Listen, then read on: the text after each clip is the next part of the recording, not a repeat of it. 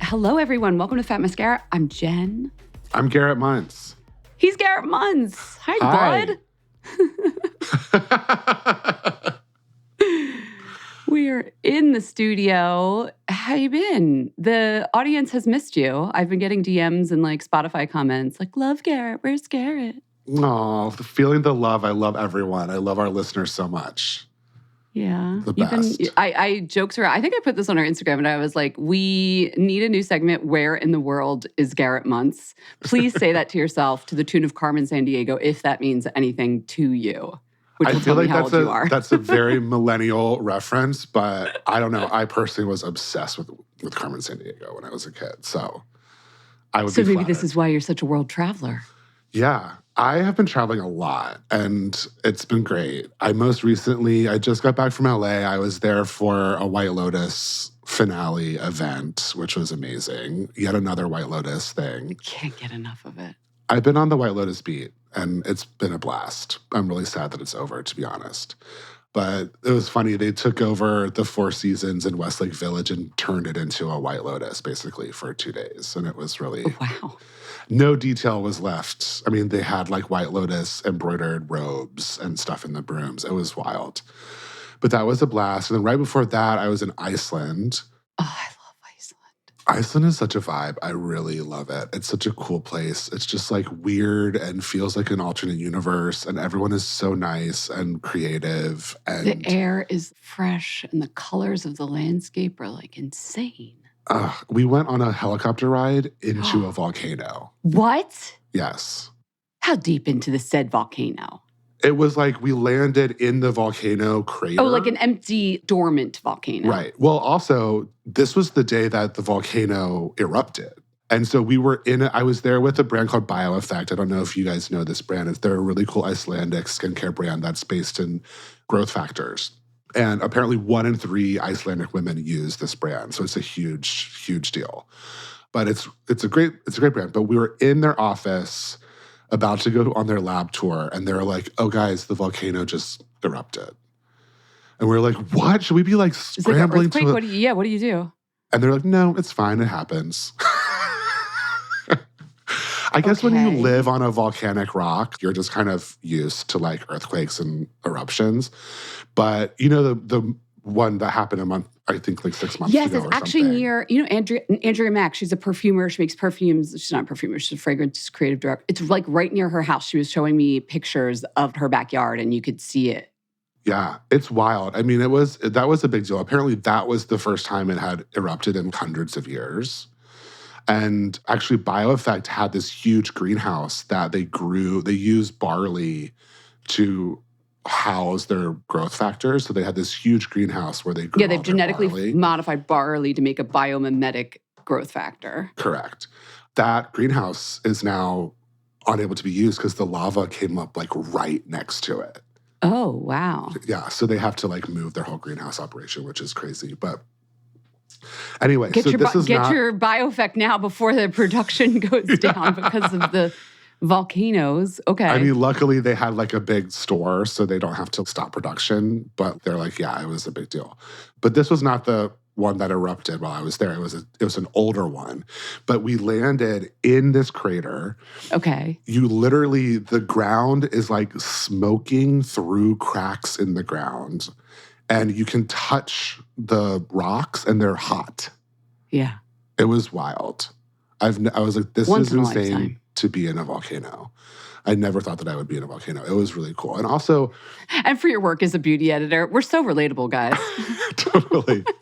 I mean, it was great. I mean, and also the bathing culture there. They have such a cool bathing culture. And I know that's we've been talking a lot about that recently.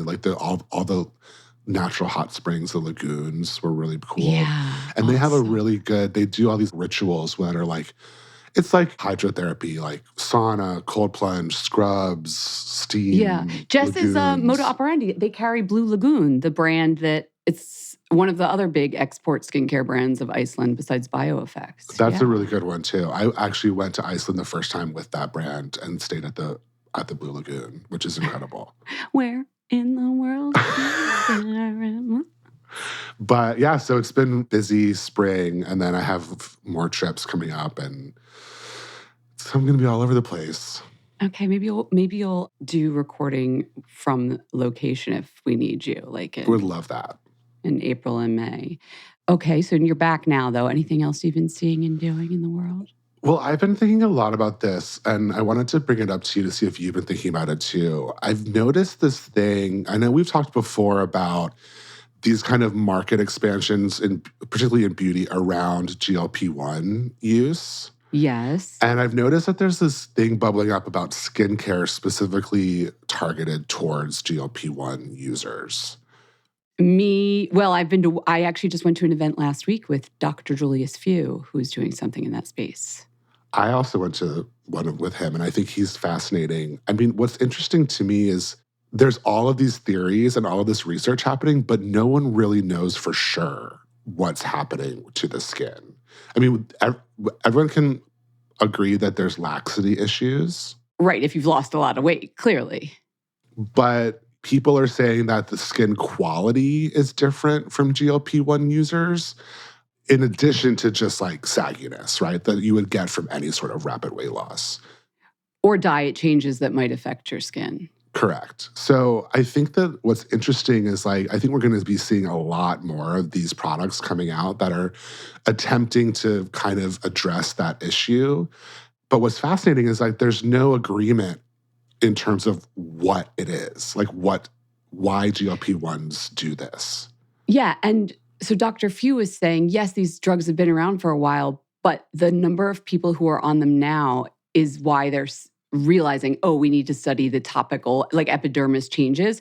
Because he still quoted and we've talked about this, 1 in 8 Americans, which to me is insanely large part of the population. And that was from 2019. 1 in 8 Americans have been on a GLP-1. Look around the room you're in, guys. 1 in 8, which means there's this whole new population of people who might be experiencing cellular level skin changes. He said the biomarkers change and the skin, for some people, could have a negative effect. Yeah.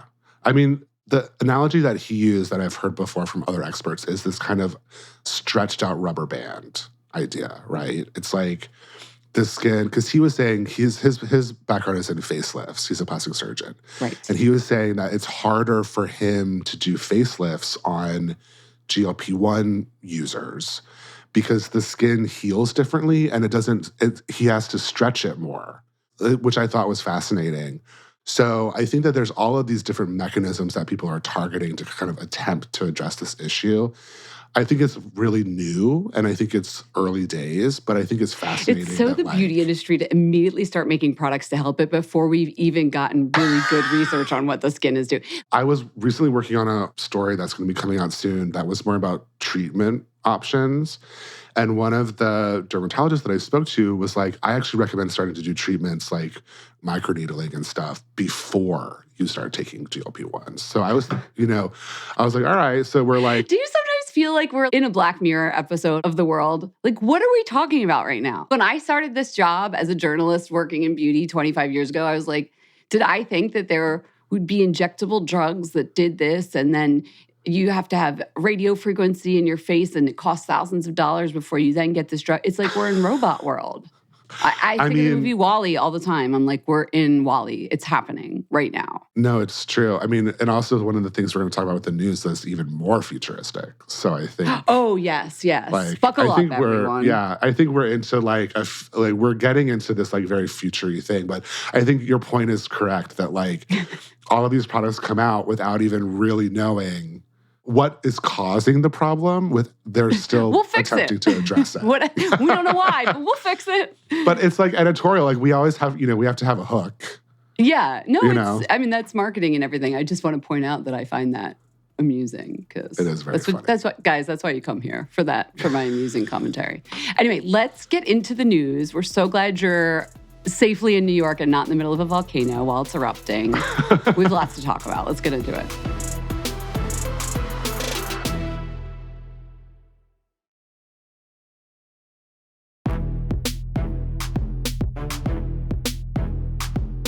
Okay, Garrett, lots going on in the U.S. government right now. Oh, Question, do you want the good news that relates to beauty or the bad news that relates to beauty? Let's start with the bad so that we can end on a positive note. Okay, so the bad is the tariffs. There's no way we couldn't bring this up if you live in the United States. If you live anywhere in the world, it's affecting the global economy. But I've been watching what's going on with the beauty industry. How are they going to respond? So as of when we're recording this, though things could change by the time this comes out, True. the retaliatory tariffs that the U.S. government, I hate saying the U.S. government, like the Trump administration, because it's coming from the executive branch, not like the entire U.S. government, has in place right now are 10% across the board for most countries, 60 countries. However, China right now, we have a 145% tariff on goods imported from China. And conversely, exports from America to China are tariffed at 125%. So clearly this is going to affect all of the beauty conglomerates that do a lot of business in China. Mm-hmm. And many of them are therefore going to lose sales and may need to be raising prices in the United States. The other thing is everything is touched almost in the beauty industry by a Chinese import. So we're starting to see, and I'm not just talking like broad strokes, the changes, we're starting to see companies come out and release what their price increases are going to be. So one of the first ones I got, I'm just going to share, just to give you an idea, because I was like, how's this going to affect the price of everything? I'm thinking it's mostly, the thing you're going to see the biggest is the tech stuff, like skincare devices, where like almost all of it is made in China and imported. So Foreo, which is actually a Swedish company, I did not realize that. Foreo, they make the facial washing devices, all sorts of skincare, medical skin tech brand. They just announced they will be adjusting their U.S. prices upwards by 20 to 30% starting April 22nd. So you'll see a 20 to 30% increase on all of their different SKUs. That's a lot. So, right. And they're being really transparent about why they picked this number and what it means, which I think I would like other companies to do. But this is what we're talking about. It was like, oh, prices are going to go up, but for certain products, like significantly. So what they said, their global commercial director, Mario Gomez, they were saying, this is one of the most aggressive tariff hikes we've seen. It fundamentally reshapes the cost of bringing our products into the U.S. Obviously, basically, he goes on to say, we're not even passing along the big number to you guys. Like, we're eating a lot of the cost. Because 145% is what they're seeing their prices increase. But you're only getting like a 20% increase on the retail price. I think it's really great that they're so transparent and letting people know, because I think that there's going to be a lot of pushback at any price increase, right? No matter how much. But to know that how much this is affecting everyone and that it could be worse is an interesting proposition. Right. And for PR reasons, I'm sure they're like, no, we're not passing it on to you, all of it, just so it seems like we're all in this together. And we know the margin that beauty companies make is huge. So obviously they can eat some of that cost, but they spend it on marketing, on shipping, on staffing, on all the other things that go into making a company. So I'm sort of like keeping a document going of like who's announcing their price increases. There's also going to be, I'm sure, brands that just quietly add $1 or $2 on, sort of in the way that happened with inflation. So we'll start to see more of this. I don't know if I'm telling people to stop. I don't want people to start stocking up, but like... I mean, I think the other aspect of this too that I've been thinking a lot about personally is allegedly the point of these tariffs is to attempt to bring manufacturing back to the U.S.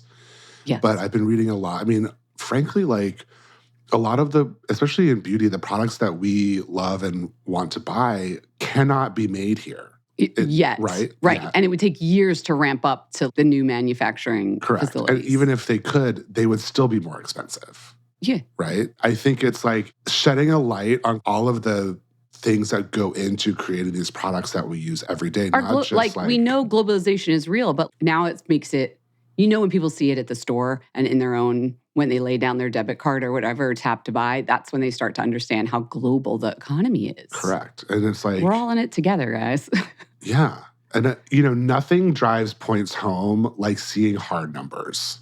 Right. That's why I want to keep track of like, no, we're talking about your $68 cleansing device is now, man, don't make me do math, 70... 68, 20% would be 80. Don't $12, $13, $14 added on. So let's see. Yeah. Anyway, over $80. Over $80. Which is like, it's a lot. I mean, that's 20% of anything is a lot. Yeah. Look at the eggs. Anyway, so that's the negative news from the US government. On a more positive news, I love to share this one. The FDA, this just happened at the end of last week, the FDA announced they'll be phasing out animal testing for monoclonal antibodies and other drugs in development. So basically, to get drugs to market quicker, they're realizing, yes, everything that we've talked about on this podcast before, which is that there are other ways to test for safety besides animal testing. However, I looked into the statement from the FDA and asked some of my experts that I know and my friends at PETA and whatever. This isn't yet for OTC drugs. So I know I reported on Fat Mascara before that sunscreens right now, they're saying need to be tested on animals because sunscreen, of course, has an OTC drug monograph here in the United States. So we're not sure about that yet. But still, positive strides. Yeah.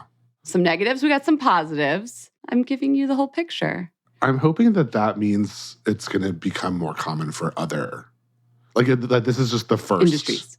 Mm-hmm.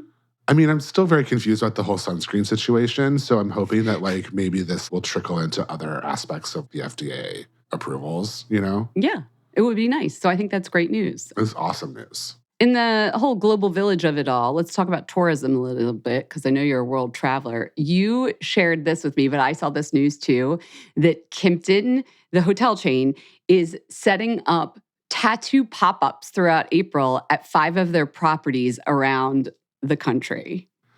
Which is really funny and cool. I mean, basically the idea is that if you stay there during these dates, you can get a free tattoo. I mean, they're tiny tattoos. They have flashes. You can't make your own. Oh, we're going to look at the flash. We're going to look at the flash. But I think it's, and I think it's like what? DC, New Orleans, New York, LA, and I'm forgetting one. Nashville. So each tattoo flash is based on that city, right? So it's like a little souvenir. I think it's really a good idea. And it's really fun. I mean, tattoo tourism is not new. People have been doing Tattoourism, they're calling it. Tattoourism. You got to have a new word for it. It's not new. I mean, people really have been traveling all over the world to get tattoos. Have you gotten tattoos while on a trip? Oh, yeah. For sure. Me too. I've traveled for tattoos. Not specifically I've traveled for a tattoo. Yeah. I think, because for me, I don't know about you, at this point in my life, I have so many tattoos.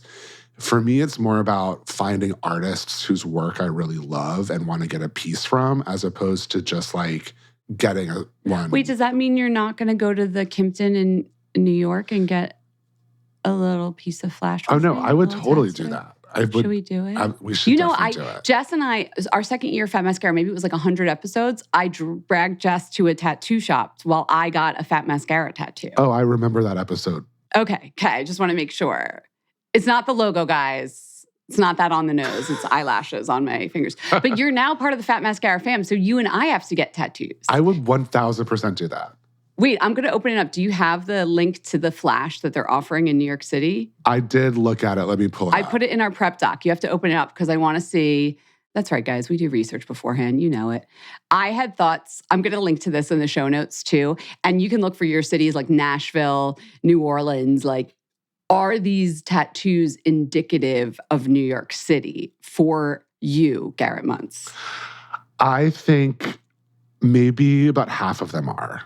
We've got the comedy tragedy, a lot of Broadway themed. We've got ballet slippers. I don't think we should do the ballet slippers. We got a cannoli. Well, I love a cannoli. We have like a taxi cab. We have an apple that has NY in it. We have just something that's NYC. We have a water tower, which I think is the a really water good tower one. is very cool. But isn't that water towers in LA as well? Aren't they? I notice water towers here way more than I do in any other city. Yeah, in Brooklyn especially, like on the roofs. The one I'm confused about, there's like a martini, there's an airplane, but I guess that's for travel. What is that thing in the lower corner? I see the apple with the New York, but that looks like an orange, like a Satsuma orange to me. It does look like an orange. I wonder if they mistakenly put that in. It should be an apple. Maybe it's meant to be an apple. And there's a croissant and coffee. I think a bagel's way more New York than a croissant. If there was a bagel option, I would get that immediately. That's what I was thinking. I was like, I'd get a bagel. I don't know how that relates to Fat Mascara, but it's just fun and we could both have a bagel. Yeah, I want a bagel with lox on it. Yeah. Well, Atlas is going to be here. Actually, by the time this airs, he'll be here. My stepson, you guys know he lives in Germany, but he's with us part of the year. And I have 2 days where it's just me and him, so I got to take care of him. Tell me if you think this is a bad idea, but I have tattoos for everybody in my life that I love. And he's always like, what's my tattoo going to be? When am I going to get it? We already decided it's going to be a pretzel because they're very German and he knows I love them. So I was like, oh, I'll get it the day that I'm watching him while Eric's at work. I'm going to take him to the tattoo. Can I take a kid to the tattoo shop while I get my pretzel tattoo? Yeah, of course. I mean, he's not getting one, right? You're just going to watch you get one. Of course not. Oh my God, his mother would kill me. His beautiful, beautiful 10-year-old perfect skin. No. His porcelain skin is marred by you know what baby skin tattoo. is like. At 10, you still have that soft, like his skin cell turnover is like every 2 days. It's you know firing on all cylinders. His collagen's plump. I would never. But I was thinking about getting my pretzel tattoo. But okay, so you and we have to think on this because I'm not sure any of this flash is going to cut it for us. I mean, out of all of those, I think the one that I would most get would be the taxi cab. Okay, done. Or the water tower. Can it not, do we want it to say New York? Sure, why not? With the NY? Not? Just put FM on the taxi cab instead. Oh my God, that would be funny. I bet they could do that. Yeah. Okay, we'll sidebar on that. Back to the original idea, I think it's really cute because I'm a very efficient packer and traveler. I only do carry-on. I never check a bag, no matter how long I'm traveling for. I've been on trips with you. That's because you wear the same thing every day. That's true. Having a daily uniform really certainly helps. However, I don't really buy a lot of stuff when I'm traveling. I don't buy a lot of souvenirs. I'm trying to decrease the stuff in my house, so I don't like to bring a ton back with me. So I think something like a tattoo is a really good souvenir. Oh, yeah. No matter where you go. Says 2 people who have lots of tattoos. Meanwhile, people are listening. They're like, what are you talking about? You just went there for a week and now you have permanent body art related to that place. But, for people like us that like tattoos. Oh, yeah. One of our listeners actually, I can't keep track of where people are contacting us, but they DM me, they DM Fat Mascara, they Spotify comment, they email info@fatmascara, they text all the time now. Love that, guys. Keep texting me, 646-481-8182. But somebody was like, I want Garrett's long-term tattoo care. What do we do to keep our tattoos looking nice? So before we wrap up this segment, any thoughts for our listener that asked that? Yeah. I mean, listen, I will admit that I could be better about my personal tattoo care. But I think from over the years, what I've learned, tattoo care it comes down to 3 things: sunscreen, exfoliation, and moisturization. So I think sunscreen is number 1 most important because the sun will fade ink so fast. And so even if you have a little teeny tiny one, that's why I love those sunscreen sticks, because even if you don't want to put on a full arm of screen, if you are going outside and you have a little wrist tattoo or something, use that stick just to put it on there. So many sticks launching this spring too. I feel all the brands got the memo and are making nice clear sticks because they're so packable, great for festivals. They're great. I mean, you're not going to put them on your whole body, but if for touch-ups and for tattoo coverage, they're great. And then exfoliation, I think you don't have to go overboard, but I always think about, there's this one really famous picture that I remember a dermatologist showed me years ago when I did a tattoo story. And it's a side-by-side of this guy who was a metal worker. And he came in and had this really dark, kind of faded-looking tattoo on his hand. And they did a chemical peel. And after the peel, the tattoo, it revealed the tattoo was a bright blue rose. Because it's under a dusty window of dead epidermis. Yeah, and he had never exfoliated. So that really drove home to me, just regular exfoliation, no matter where it is, will really help keep it looking fresh. I don't have any color, but especially if you have color. Wait, did we have that in I didn't know that. I have one from my grandma Ruby. I have a ruby, and I was like, there's no way to get a ruby and not put red in it. Oh, totally. But that's my only one. I have one little piece of red. I have a bust or a portrait of a guy, and then all it has is red. Twinsies? I know. That's really funny. We've never talked about that before. I only have black. We're doing it live in front of all the listeners. We should do tattoo tours sometimes. Yes. That would be really fun. Come to New York. We'll do a Fat Mascara tour. We'll take everybody to the shops and get a... You're not getting a croissant. We won't allow it. Anyone. I don't know what bagels was only. Thinking with that. Bagels only. But anyway, so exfoliation and then hydration. I mean, there's all of these great lotions and oils. I love an oil because I feel like they make the ink really pop really well. Oh, yeah. There's a brand called Mad Rabbit that I think that all their products are really, really, really nice for tattoo care. They also do aftercare if you just got one. Also, that brand Hustle Butter has really good kind of Hustle lotions Butter. and stuff. And then not for nothing, the Rocks line, Papa Tui. Yeah. I actually really love his line. It's all in Target. It's all less than $10, but he has a tattoo stick. That's really good. Oh, he does? Yeah, because, you know, he has a lot of tattoos. Actually, one of my tattoos is similar to his because I was it wasn't Polynesia, but I was in New Zealand, and some of the tattoo art there is very similar to the South Pacific. And maybe I should use the Rocks. You should. I mean, it's a great product. It's just like kind of a shine oil stick, but it's really great. I mean, that's a great point too. I think for me, one of the things that I love about tattoo tourism is that so many cultures have specific tattoo traditions. Yeah. So I think it's a really great way to kind of learn about other cultures. And if you're willing to go and learn and get it from the source, not a derivative version of it, why not? What can help with that is our next thing I wanted to briefly talk about, because I just realized this existed and I think it's super cool. Cornell University here in New York State in the US has a hybrid body lab. So this was founded and still directed by Professor Cindy Shin Liu Cao. They focus on the invention of culturally inspired materials, processes, and tools for crafting technology on and into the body's surface. So this lab has been around for a while, and they are doing like sweat testers and skin grafts and foils that are on your body that read technology. Talk about WALL-E, good Lord. Yeah. Like WALL-E has come to life. But what I think is really cool at this lab, they also look into the psychological effects of this, culturally, how we feel about it. Because a lot of people, me included, get weirded out about incorporating technology into the body. Totally. It weirds me out that my dog has a sensor, a chip, right? And I do think it's not going to be that many years before people get chipped.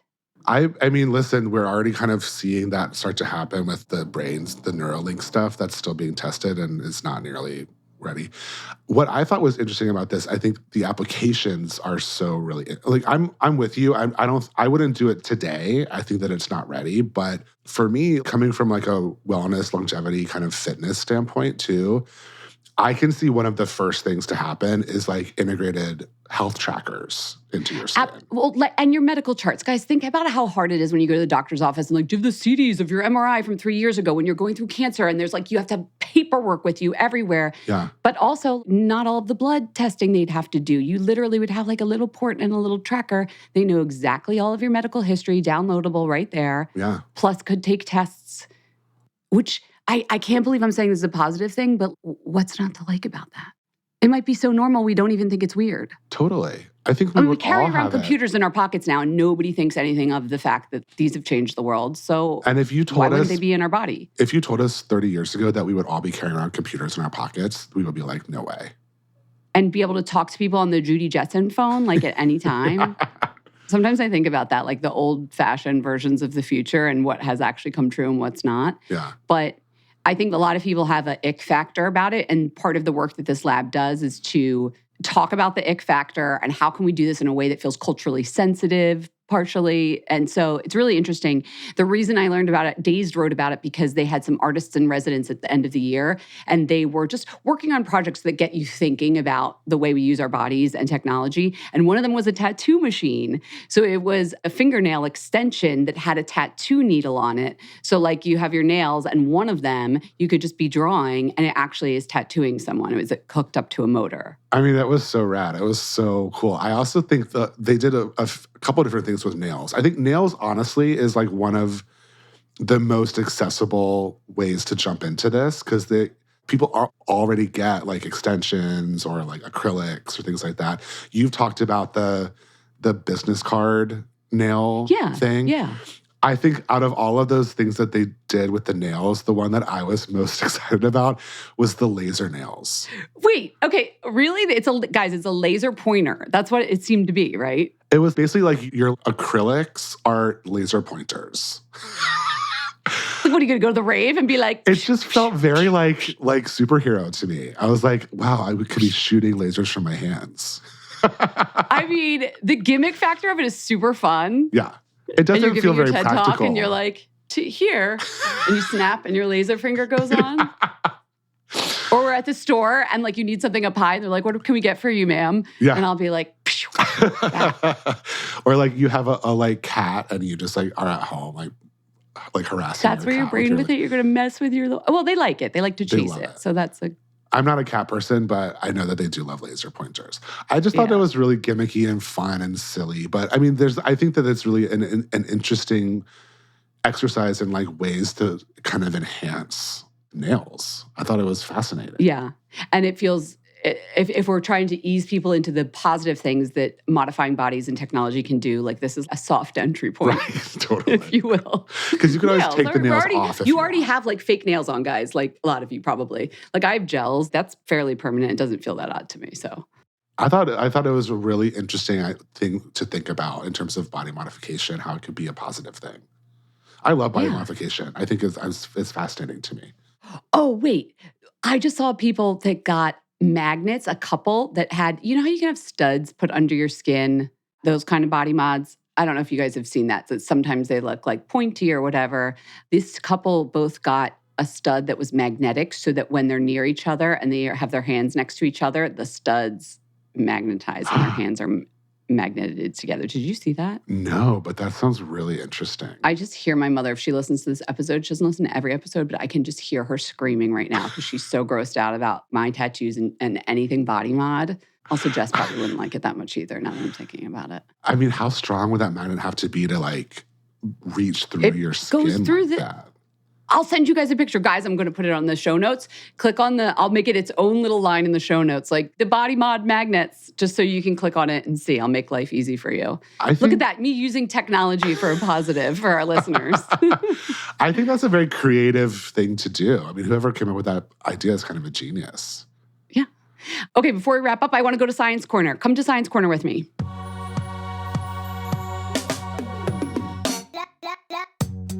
Okay, Garrett, I know you went to Florida for the AAD meeting. I'm not sure if you caught this. A professor of dermatology from Emory University, Asha Patel Shah, did some research and a study demonstrating that retinol, when sandwiched, can actually decrease its effectiveness if you do a double-ended sandwich. I feel like I'm bearing the lead, but you know the moisture sandwich technique for retinols that a doctor might tell you, like, oh, to buffer it so it's not as harsh on your skin when you're first using it. Right. Put it down a layer of moisturizer, then you put your retinoid, whether it's prescription or over-the-counter, and then you put moisture again. Well, they studied, does that make the retinoid less effective? Turns out it does if you're doing the moisture sandwich, but if you're doing an open face sandwich, so moisture only on one end, either before or after, though before is the better way, I think, that doesn't decrease the effectiveness of the retinoid, yet it can help with any potential negative side effects. So, crazily enough, nobody had ever studied this. It's fascinating that there was no study because that's such a common piece of advice.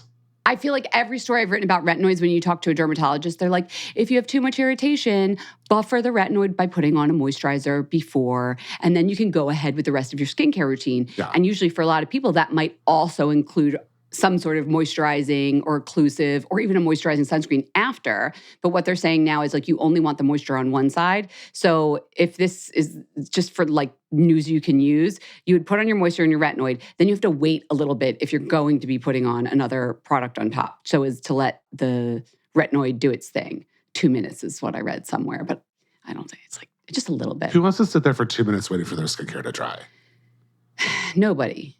But like if you're using a retinoid and you want to get your money's worth, don't just go putting moisturizer right on top if you put it underneath. Otherwise, you've just decreased the effectiveness of it. Then again, if it is very irritating, that might be an okay thing for you. But I feel like most people are like, I want to get my money's worth. Yeah, but as interesting as this study is, because it's new and it kind of sheds light on something, it's also not unexpected to me because like, isn't that the point of sandwiching is to like minimize. So like theoretically, of course, it would not be as strong.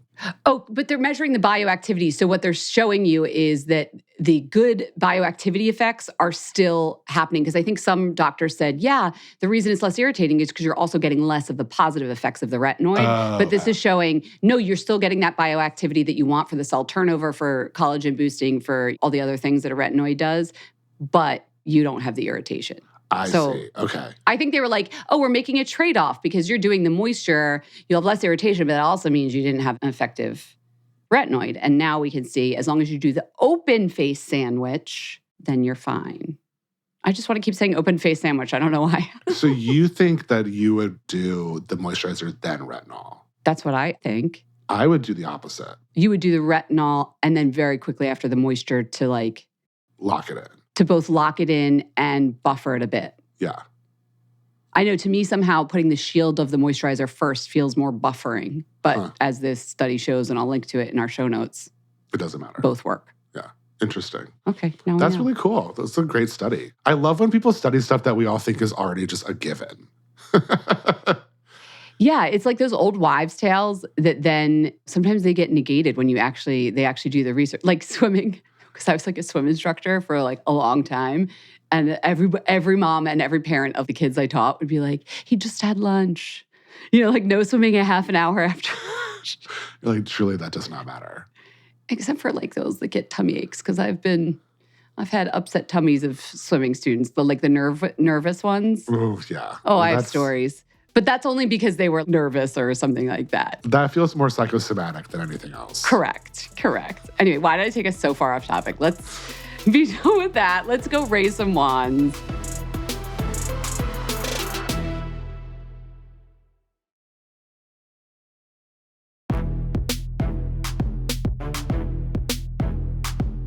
Okay, it is time to raise a wand. Usually, I don't know if anybody cares about this, our sound editor... Sorry, Enrique. What are you, an engineer? He's a sound editor. Enrique's an amazing person that makes the whole podcast sound good, but he brings in, after the fact, the voice messages from the listeners and cleans them up. Sorry, Enrique, I'm doing it this way because I want to hear live reactions from Garrett as I play our listeners' voicemail. So here we go. You ready, Garrett? Yes. I'm from Podunk, Eastern North Carolina.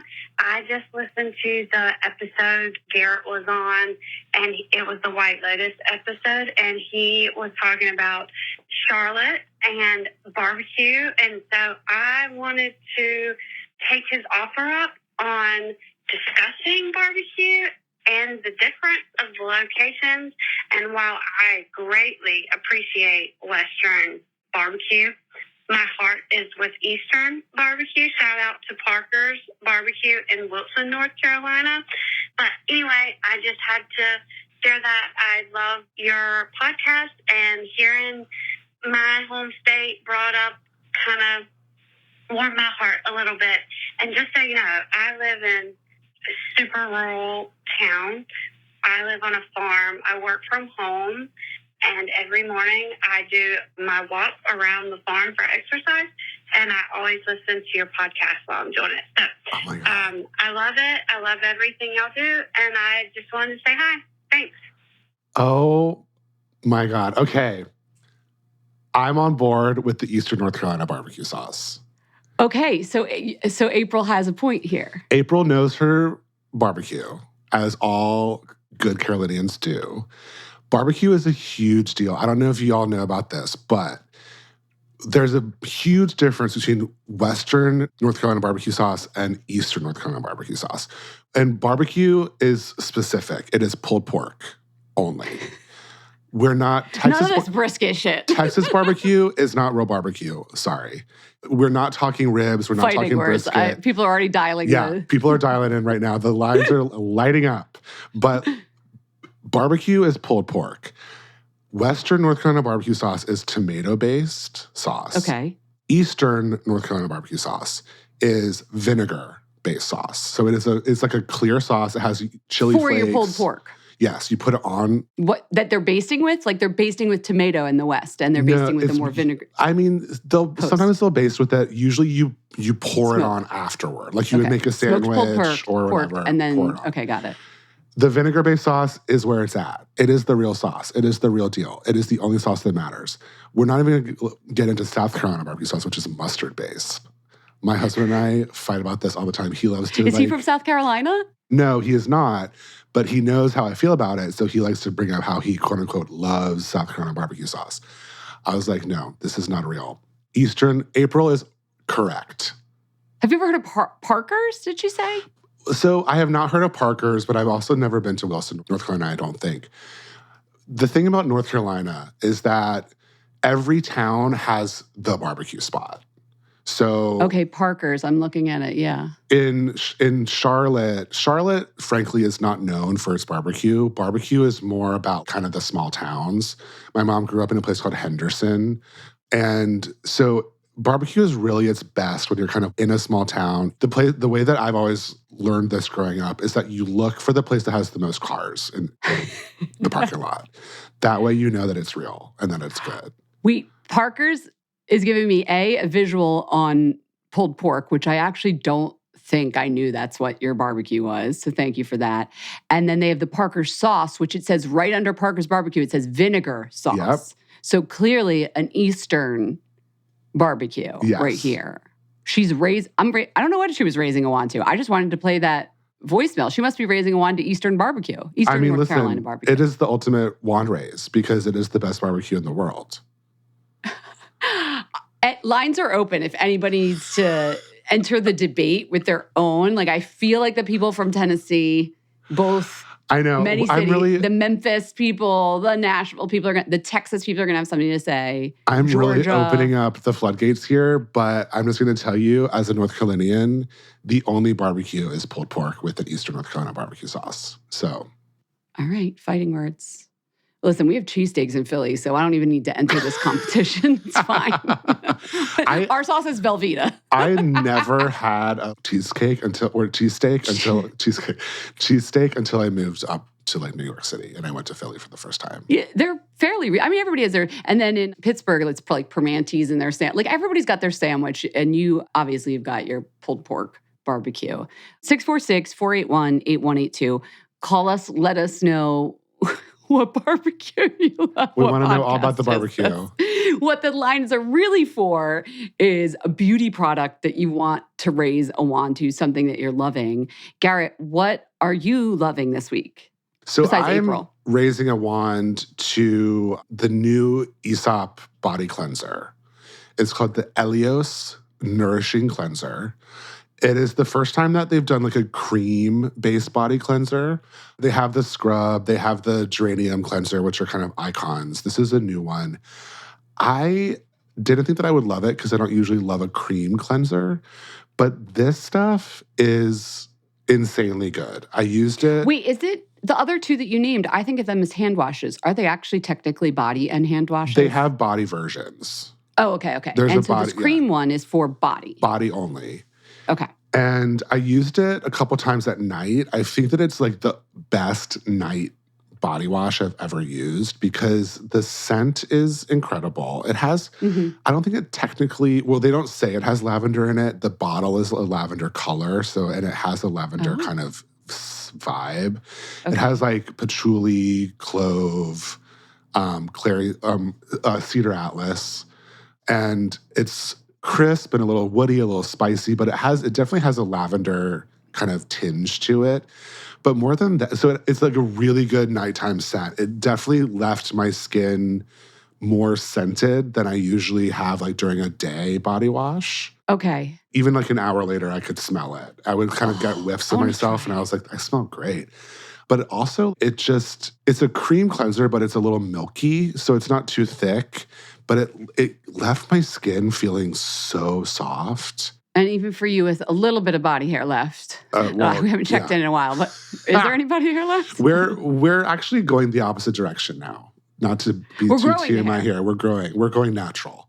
Okay, so for that reason is what I was guessing. Like sometimes a creamy might not be great because sticky. Yeah, it's just sticky and gross. I also I'm not really a lotion guy because of the same reason. So this is definitely left my skin feeling like I had put on lotion and I hadn't, which is kind of what I want from a body wash at night because I want to be moisturized, but I don't want to feel too like heavy. But I thought it was such a great release. I don't know if they chose to make this because of customer feedback or what, but because I love their other cleansers, but this one is absolutely incredible. I mean, it's slightly pricey. It's $37 for the tube, but I think it's such a luxurious kind of nice nighttime beauty sleep vibe. Yeah, that'll be your special. That's like, guys, you put in your shower and if you have kids, you're like, don't touch. Yeah, totally. That's daddy's special body wash. So Atlas is coming. I'm already thinking, like, I don't mind. But one time, I forget what shampoo it was. Luckily, the K18 is hidden. But, like, it was something I was just like, man, you just used half a bottle of $30 shampoo. But I mean, he's like, it dropped. I'm like, the other thing, too, is, like, guys use a lot of product. Yeah, you don't need that, by the way. We're going to have a talking to. I use so much body wash. That's nice, though. Listen, it's the little luxuries. Life is hard. The world is hard. Treat yourself. But this is a really good treat, so I highly recommend it, raising a wand to that. We'll raise a wand to that. I'm raising a wand. It's slightly scientific and technical, but I was like, Garrett's going to go here with me.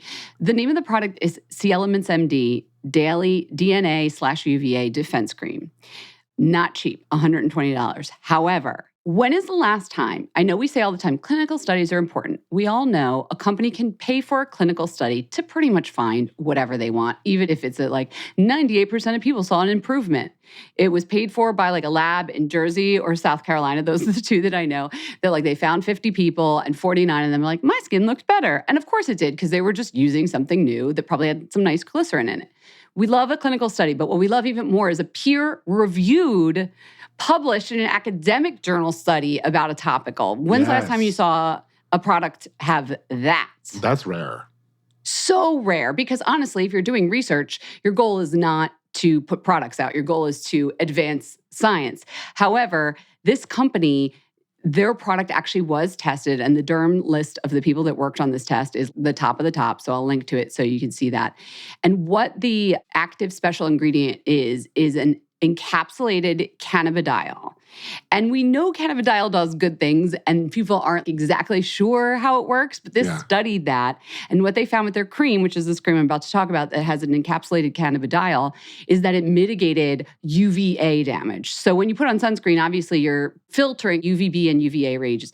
You're definitely not getting the damage of like a burn. You're decreasing the chances of skin cancer and all of that. However, there is still some UVA light that gets through. It affects at a DNA level the way your skin works. That's how eventually you might get a cancer or you might see photoaging. So what this does is the encapsulated cannabidiol, it buffers that. It doesn't do that. I'm not going to get into the deep science. I'm going to link to the study. It's peer-reviewed and it was in the JAD, like it's the American Academy, the big time journal. The major. So I was like, okay. I asked them why it doesn't have sunscreen also in it, because what I would really like is both of those together, because then I can put on one product. But they were talking about formulation and how they couldn't go there. And also it takes a long time to get, as we know, a sunscreen approved here. So they were like, let's just get this out with what we have. I brought it with me to South Carolina because I knew it was going to be in the sun. I started using it about 3 weeks ago. I'm assuming it helped. I have not gotten burned. I was also wearing sunscreen. I'm assuming it helped with everything it said because there is a peer-reviewed study. But here's the thing, which they did not study, but I'm going to say it right now. It helps with my rosacea. Really? I think this is my cream. I know cannabidiol has an anti-inflammatory effect and it calms down things. I'm not sure what's going on. Maybe you have rosacea, right? I do, yeah. You know how like you've had a sun session and most people are like, yeah, I got red because I was hot or whatever. But if you have rosacea, you're just red for like the rest of the day. Yeah. And like, even if you don't get a sunburn, it kind of looks like you do have a sunburn. You could be in this shade with SPF 50 and you still get red. I didn't see redness from the sun, but not only that, just my general, like my chin and around my nose are very vascular. And since I've been using this, I was like needing less foundation. I was like, wow. Wait. I went to go put on my foundation actually just a couple of days ago. And I was like, I don't really use it for anything other than redness. Like I don't need it for spots really. And they don't bother me. It's just under eye circles and redness. And I just didn't need it on my chin and around my nose, which normally I do. Wow. I'm not peer reviewing myself. Like, I don't know if it's this cream doing it, but I really think it is. And I know rosacea bothers so many people. And I got to talk to the doctor, Dr. Adam Friedman, who is one of the doctors that made it, to see if, even if they can't make that claim, if he thinks that I'm right, that it could be beneficial for that reason. I mean, if it's the only new thing that you've been using and you notice an improvement, I would imagine it would be there's one other new thing I've been using too. I mean, what do they say? Like correlation, not causation, but like... Yeah, but I only used that twice for 3 weeks I've been using that, and I only used that 2 days, whereas this I've been using like 7 days a week for the last 3 weeks. I think that's really exciting. I mean, obviously, if they can't claim rosacea specifically, but you've been seeing it. Like, why not? Also, in the study, they did punch biopsies to check that this was working on like mitochondrial DNA. Like, wow. they got the receipts. Yeah, this is like a real legit operation. Yeah, it's not sexy. It's not sexy, guys. I'm not going to lie to you. It's $120 and it looks like it belongs in a doctor's office, but it works. If it works, it works. Listen, so I just got, basically the minute I turned 40, I got rosacea. And so, like, I've been really trying at to, Dave like... and Buster's, at your surprise party. I'm like, oh, guess what? Blew out the candles. Happy birthday. And your face turned red. I remember the same thing happened to my mother. And so, like, I think that I've been really trying to figure out it's a new thing for me. So I've been really trying to figure out solutions. And this sounds really promising. I mean, I hadn't thought to use cannabidiol for that. But if this could help, it's great. And I have tried prescription treatments like the Metrogel. No, what's the one that they said could cure COVID, but it can't? And then people use that for little yeasty things on your face. Wow, I didn't. Clearly, I don't have my prep document on that one. Anyway, if you're listening and you have rosacea, I'm going to link to it if for only the reason. Also, if you have really sensitive skin or worried about skin cancer, this is for people that are prone to skin cancers and that kind of thing. I think it might be a game changer. Anyway, raise a wand. I wonder if, when you talk to the doctor, I wonder if part of the reason that they couldn't put sunscreen in it is that adding like a chemical sunscreen could make it less effective.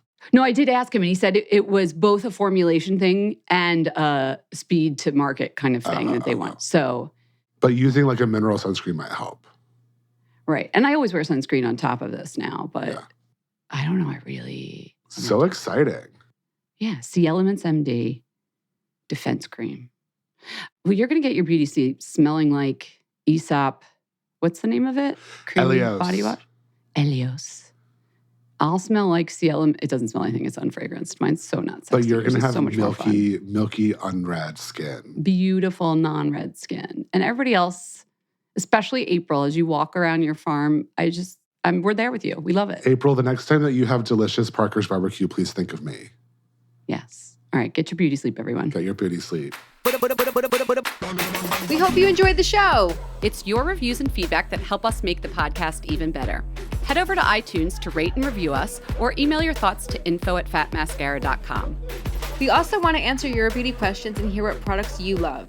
To share a Raise a Wand product review or to ask a beauty question, email us at info@fatmascara. If you send it as a voice memo file, we can even share your voice on the podcast. You can also do that by leaving us a voice message. Our phone number in the United States is 646-481-8182. Thanks so much for listening.